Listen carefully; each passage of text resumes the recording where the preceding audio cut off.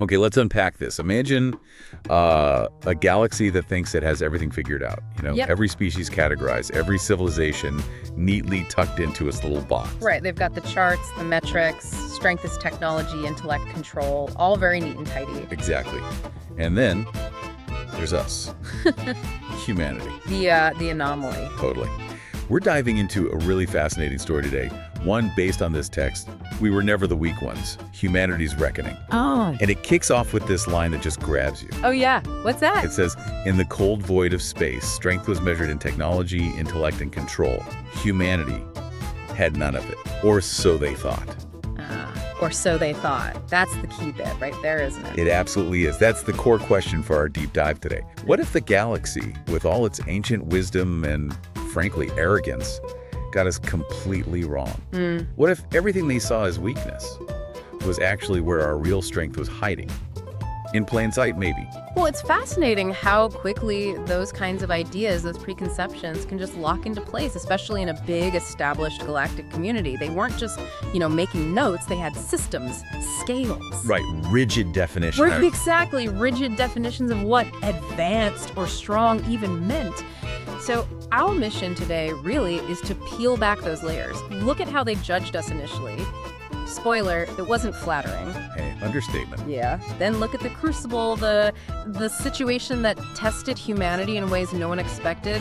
And then finally, the big shift, the radical reevaluation that had to happen. So we're tracing the journey from punching bag to... Pretty much. From being dismissed as the meeklings, can you imagine, to becoming known as the reckoners. Yeah. And that shift forces us to ask what really defined human strength in a way these super advanced aliens just couldn't grasp. What did they miss? Exactly. What were the fundamental miscalculations? We need to dig into the specific events, the surprising human traits that caused this massive paradigm shift.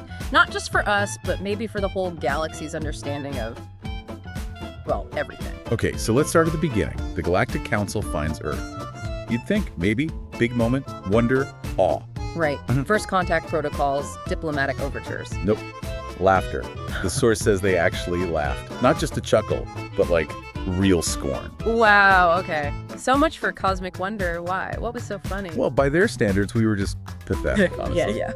The source listed out physically weak. Okay, fair enough, compared to maybe some spacefaring giants, yeah. Emotionally unstable. Yeah, feelings.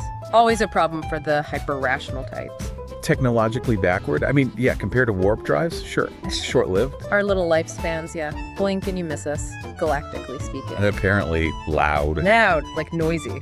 Yeah, but the source kind of hints it's more than just volume. Like our chaotic energy, our expressiveness, it was all just too much, too uncontrolled, primitive. So a whole package of not measuring up. Totally. And it wasn't just like a low grade. We were bottom of the barrel. Rock bottom of their sentient species chart. Ouch. Get this, ranked below the Carrick slime colonies. Slime colonies. Wait, aren't those usually just biomass? Like pond scum on a planetary scale? Pretty much. Non-sentient, background goo. And we were rated lower than that. Let that sink in. That's the starting point. Okay, wow. So this wasn't just some field researcher's bad report. This was official. Oh, yeah. The council took a vote. Formal declaration. And the verdict. Too primitive to join the interstellar community. Keep them under surveillance. Surveillance, not mentorship, not assistance. Just watch them. Exactly. It wasn't an invitation, it was containment. Yeah. Earth became a protected observation zone. Which sounds nice, but the source says it was basically a euphemism, right? Totally. A cage. A test tube. My favorite description from the text is a quiet little lab with loud little apes inside. Ooh, loud little apes. That really captures the condescension, doesn't it? It does. They saw us as specimens. Like kids with matches, dangerous maybe, unpredictable, sure, but ultimately harmless and controllable from afar. They figured they could just watch us, manage any potential outbursts, keep the experiment contained. Yeah, total confidence in their superiority, which, raises a big question. What does that say about their definition of strength? Was it all just about tech and quiet control? Did they completely miss something fundamental? Seems like it. Because the irony is right there at the end of that section. Ah, that last line. Yeah, but they forgot one thing. We're not scared of fire. Chills. Okay, that sets things up perfectly. They see fire as dangerous, childish. And we see it as, well, maybe something else entirely. Fuel. resilient. Something they couldn't measure on their charts. Exactly. And that leads right into the next part, because their nice, quiet lab didn't stay quiet for long. Right, because the universe rarely cooperates with carefully controlled experiments. Not this time, anyway. The Council thought they had us filed away, safe in our little test tube. Under observation. Protected. Yeah, protected. But then something unexpected happens. An outside force just barges in. Enter the Zithari warlords. Bingo. And these guys weren't just minor pirates. The source paints them as seriously bad news. Infamous, right. Known for just wiping out weaker species. Enslaving the young. Yeah, brutal efficiency, no subtlety. They weren't there to trade, they were there to conquer and erase. So these absolute monsters show up on Earth's doorstep. Our doorstep. The doorstep of the protected observation zone. So naturally, the Council jumps in to protect their specimen, right? I mean, they called us protected. You would think that's the logical assumption. Yeah. But nope. No. What happened? That's where it gets really chilling. The Council did nothing. Nothing. They just watched. Worse, they declared, and this is a direct quote from the source, humans aren't under attack, they said. They're under natural pressure. A test. A test. Are you kidding me? They let a genocidal war fleet loose on a species they were observing and called it a test. That's what the text says. Yeah. It's shocking, isn't it? It shows this incredible detachment, maybe even a cruel kind of scientific curiosity. It's like leaving the Petri dish out in a contamination zone just to see what happens, but with sentient beings. Exactly. This whole thing really makes you question galactic ethics, doesn't it? That line between observation and complicity. A very blurry line, apparently. So the Zithari didn't hold back, I assume. Not at all. Swift, precise, devastating. Took out our satellites almost instantly. Communication blackout. Ouch. Blinded. Then pinpoint plasma strikes on major cities. Huh? Just sheer overwhelming force to break our will immediately. Standard shock and awe from a Tier 3 race, I suppose. They expected quick surrender. Definitely. And their ultimatum was brutal. Surrender your leaders. Your young will serve us. Your history will be erased. Your planet repurposed. Complete annihilation of identity. Not just conquest, but erasure. Terrifying. And humanity's response. What did we do? Did we try to negotiate? Plead? Well, this is key. The source says, humanity did not respond. Not with words, but with action. Silence. Total silence, no pleading, no bargaining, no surrender signals, just quiet preparation. That silence must have been unsettling even for the Zithari. It sets the stage perfectly. They expected begging, they got readiness. A readiness they couldn't possibly have anticipated from the meeklings. Okay, so let's really dig into this. We're technologically outgunned, orbital superiority against us, cities are burning. What can humanity even do? We don't have the ships, the big guns. Right. What's the strategy when you're ants against a boot? Conventional warfare is suicide. So what do? According to the source, we fought with rage. Rage, not tactics, not technology, pure emotion. Yeah, and that rage apparently fueled something the Zithari had never encountered before.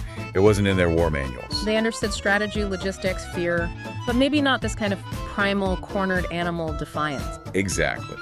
The source describes our defense, not in terms of armies, but guerrilla tactics, homemade EMPs. Improvised tech. Scavenged parts against advanced warships. Incredible. Hacked drones, probably just civilian stuff turned into weapons or decoys. Yeah. And just sheer defiance everywhere.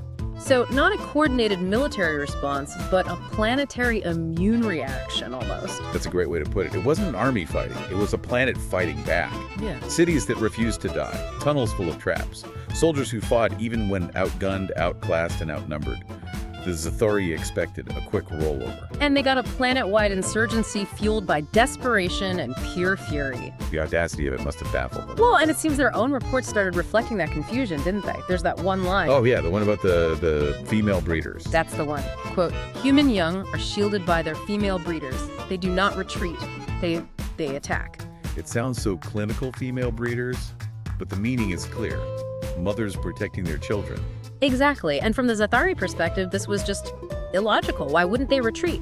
Why attack against impossible odds? It didn't fit their models of self-preservation or strategic value? They couldn't compute that kind of protective instinct overriding basic survival logic. Precisely. And that connects right back to the core idea the source emphasizes. Why we fought. Yes, they didn't understand. They had never fought a species that fought like this. Because we didn't fight for land or resources or dominance, we fought for each other. That's it, isn't it? The fundamental difference. They fight for things, we fight for us. It's a completely different motivation, and it proved to be a strength they couldn't quantify or overcome, which leads to a really interesting question. Is that uniquely human? Or did other species just lose it somewhere along the way? Right. Did they evolve past it? Did they trade that fierce connection for cold logic or advanced tech? It suggests strength isn't just about firepower or intellect. It's about community, connection, that unwavering will to protect. A strength born from desperation, maybe, but real nonetheless. Utterly real, and completely alien to the Zythari, and probably to the Council watching from afar, too. So, fast forward. What's the outcome of all this rage and unconventional fighting? The unthinkable happens. Against all odds, no allies, no warning, humanity wins. Wins! Like, repels them. Or No, the source says the Zythari fell, defeated. A Tier 3 war race, crushed by the primitive species. That's galaxy-shattering news, sure. Oh, absolutely. Unprecedented. The Council's whole system, their understanding of power, just blown apart. Imagine the frantic recalculations happening across the galaxy. The Meeklings just took down the Zythari. Wow. And then came the message, after the fighting started. Right, the broadcast. Not from a politician or a general. Nope. From a tired, soot-covered mechanic from Detroit. Just perfect. An ordinary person representing the extraordinary fight. What a statement in itself. It really is. It bypasses all the usual galactic protocols and hierarchies. And the message itself. Simple, bright, but powerful. Incredibly. Just raw truth. We're not fragile. We're not weak. We are survivors. We are family. You came to burn our world. But we are the fire. We are the fire. Chills again. That flips everything on its head. Completely. It's not a request, not a plea. It's a declaration of identity and a warning. Don't mess with us. We are not what you thought. How did the Council react to that? I mean, after the shock wore off? Silence first. A galaxy-wide pause, probably. Then another vote. Not about surveillance this time, I bet. No way. This was about integration. Acknowledgement. They couldn't ignore us anymore, couldn't contain us. So the classification changed. Fundamentally. Goodbye, Meeklings. Hello, the Reckoners. The Reckoners. That's quite a promotion. From slime adjacent to a force to be reckoned with. Exactly. It implies consequence, influence, a power that demands attention. It raises that question, you know. How fast can perceptions change when faced with undeniable proof? Precisely. And what does it really mean to be a reckoner in that galactic context? It's not just about winning a fight, it's about changing the game. So the story doesn't end there, with the new name and the victory. Not quite. The source jumps forward, again, years later to show the lasting impact. Okay, so are we part of the club now? Sitting at the big table? More than that, apparently. We're integrated, yes. But get this. What? We're advisors. Advisors? To who? To alien militaries. The loud little apes are now teaching seasoned galactic forces. Wait, teaching them what? Our tech is still probably lagging behind, right? Exactly. It wasn't about tech. The source says they valued us for our instincts. Instincts, like gut feelings, that rage, that loyalty. Seems like it. Something fundamental about how we approach survival, conflict, maybe even community, that the more advanced races had either lost or never valued properly. So our supposed weaknesses, emotion, unpredictability, turned out to be a teachable strength. That seems to be the core lesson humanity brought to the galaxy. The source really spells it out. Go on. It says, strength isn't in size or speed or even intelligence. It directly refutes the Council's original checklist. Okay, so what is strength, according to this new understanding? It's about character, really. It's in standing up when everyone else kneels. It's in protecting the weak, not conquering them. Wow. That's a moral shift as much as a strategic one. Absolutely. It's a redefinition of power itself, away from pure dominance towards resilience and empathy. It's a radical idea for a galaxy built on tiered power structures. So humanity didn't just survive, we kind of changed galactic philosophy. It seems that way, because the source mentions a final test, a bigger threat. Yeah, the outer dark. Sounds ominous. It does. Some greater existential threat, way beyond pirates like the Zythari. And when that threat emerged... Let me guess. They didn't call the old, powerful empires first. Nope. The galaxy turned to us, to humanity, to the fire. Unbelievable. From laughingstock to the galaxy's last hope. It's an incredible arc. And it leaves you wondering, doesn't it? What does it really mean when the ultimate strength, the thing the universe relies on in its darkest hour, isn't technology or intellect, but, well, us. Our messy, emotional, fiercely loyal nature. What does it say about the future? about what truly matters for survival, maybe even leadership, on that grand scale. Deep questions. Wow. This has been quite the journey through this story. A real tale from the edge of survival, but also, right down to the core of what makes us human. It's just such a powerful reminder, isn't it? How wrong initial judgments can be, especially when they're based on, well, the wrong criteria entirely. Absolutely. And it makes you think, doesn't it? If the entire universe had to pause and redefine strength because of what humanity did. Yeah. Well, what about us? What unacknowledged strengths might you, listening right now, possess? Things you maybe dismiss or overlook? Or what assumptions do you hold about power, about strength in your own life, your own world that maybe need another look? Something to definitely chew on. A great place to leave it for today. Agreed. Until next time, stay strong, stay strange, and never, ever underestimate the humans.